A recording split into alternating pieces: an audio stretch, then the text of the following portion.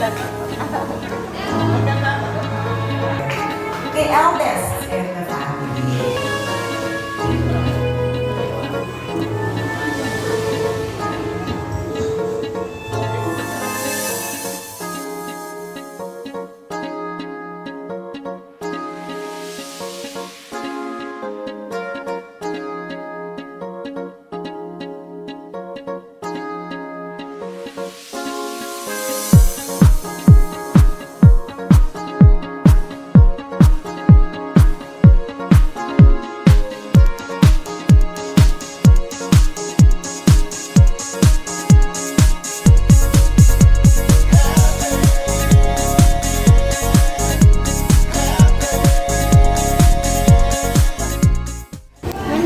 Mga mensahe sa iyo noon. At saka yung disiplina na pinakita ko sa iyo, sana ipakita mo sa iyong sa iyong pamilya, sa mga apo mo, para paglaki, maranasan din nila yung narating nila. Happy birthday. Happy birthday. 50th birthday. So, may 6 na taon pa.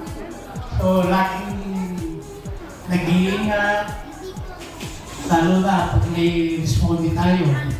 Mahaba-haba pa yung 6 na taon. Ingatan mo yung sarili mo, huwag mong pabayaan.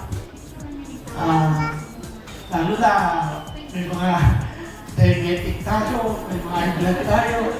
Laging nag-iingat. Kaya talaga si Alvin. God bless.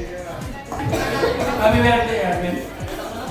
Hindi mo na ito hindi ba?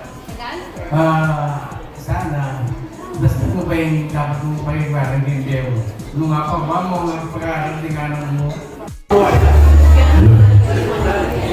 Happy birthday, anak. Sana, ito pa siyang birthday nga ito. Total of 100 years. Kaya gusto mong mag-birthday ko. Para mag-birthday ko si Ba, yung 73, bumanyan ko si 73. Kung yung asabi ko po kinagkilan po, eh pinyaling mo yung sige tayo saan, at birthday pa si Ba yun. And of course, we shall now call in the only thorn among the roses sa mga anak po ni Sir Arvin. Please welcome, Aaron. Palakpakan po.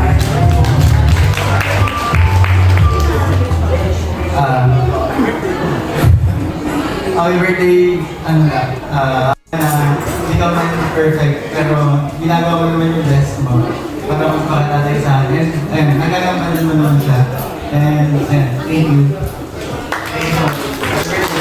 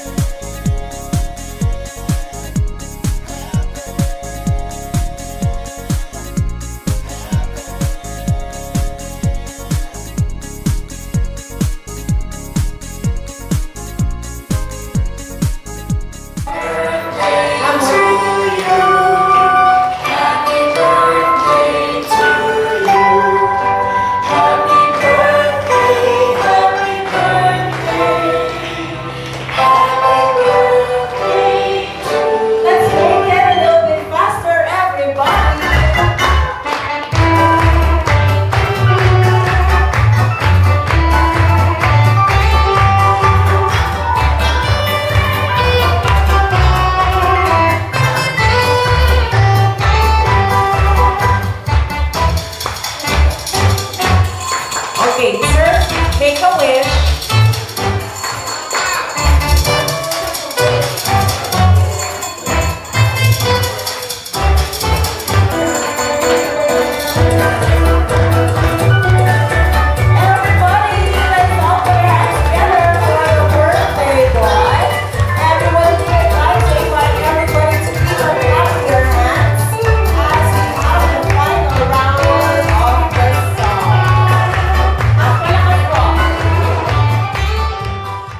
Senior Superintendent Rolly B. Carrera, kay kumpadre.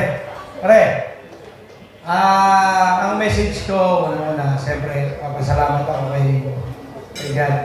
50 years of meaningful and fruitful life.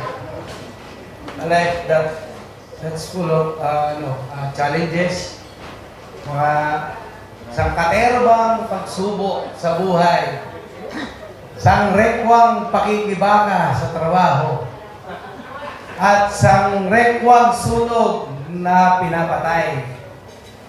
Actually po, I am 30 years na po akong bumbero. Kami yung mga pinakabatang pumasok sa fire. Way back 1994, 19 years old. Dapat kasama ko si Uncle doon. Kaya lang si Uncle na-slash. Na-slash si Uncle, kaya nag-95.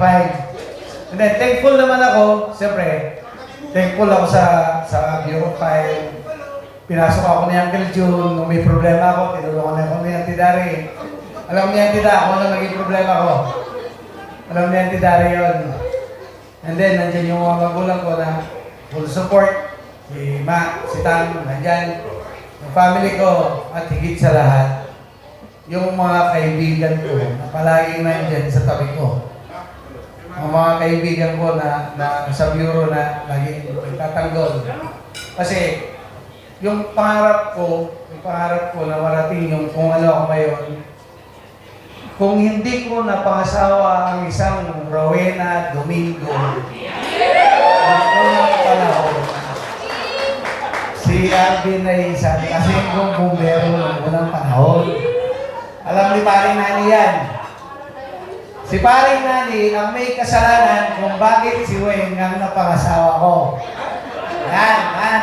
Yan ang kwento ng buhay ko. Ako naman po ay nagpapasalamat ng mga galing pa sa malalayong lugar. Paring Ekel, si Buddy. Buddy ko yan sa QC mula noong 2010 hanggang maghiwalay kami noong 17. Si Paring Nani, mula pagpasok ko, siya yung